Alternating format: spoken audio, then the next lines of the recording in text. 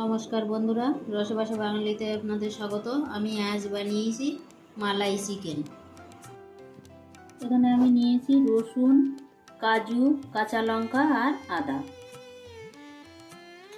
আমি এগুলোর একটা মিহি পেস্ট বানিয়ে নেব।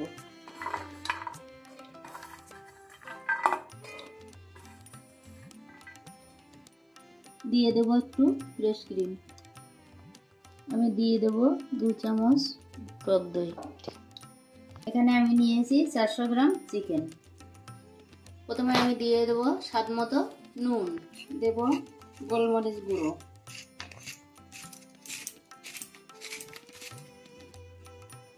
আমি এখানে গন্ধরাজ লেবুর খোসা একটু গ্রেট করে দেব।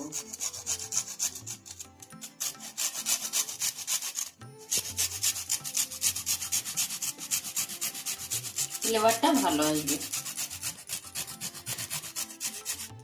এখানে আমি যে পেস্টটা করেছিলাম এই পেস্টটা এবার দিয়ে দেব, পুরোটাই দিয়ে দেব।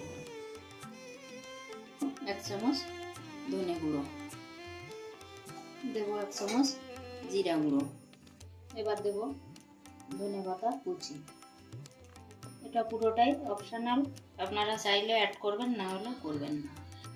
এবার আমি একটা চামচ দিয়ে মিক্সড করে নেব। হাতে সময় থাকলে আপনারা আধা ঘন্টা রাখবেন, না হলে 15 মিনিট রাখলেও যথেষ্ট।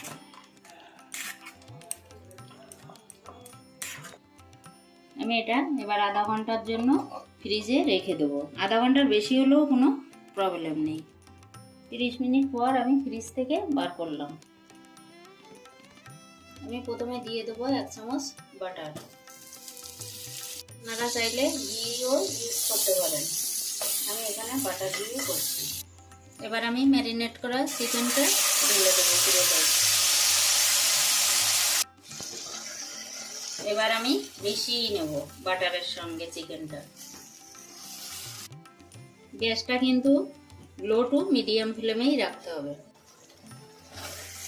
চিকেনটা বসানোর পরে কিন্তু একটু জল ছেড়েছে, এবার আমি ঢাকা দিয়ে দেব।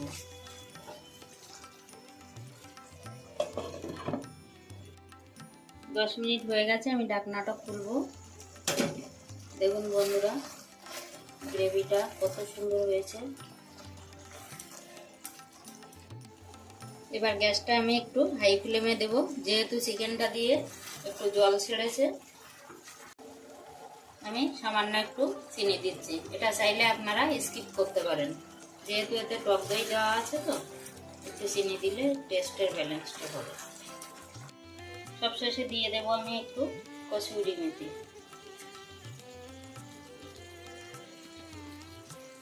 বন্ধুরা, মালাই চিকেনের রেসিপিটা আপনাদের কেমন লাগলো অবশ্যই কমেন্টে জানাবেন। রান্নাটা হয়ে গেছে, আমি এবার গ্যাসটা অফ করে দিচ্ছি।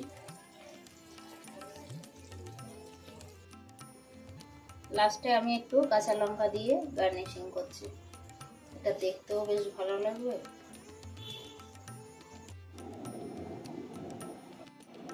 বন্ধুরা, মালাই চিকেনটা আমি রুটির সঙ্গে সার্ভ করব।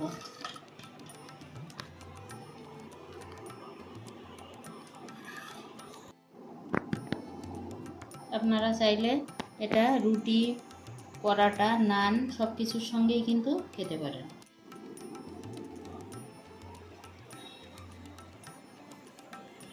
একটু রুটি নিলাম।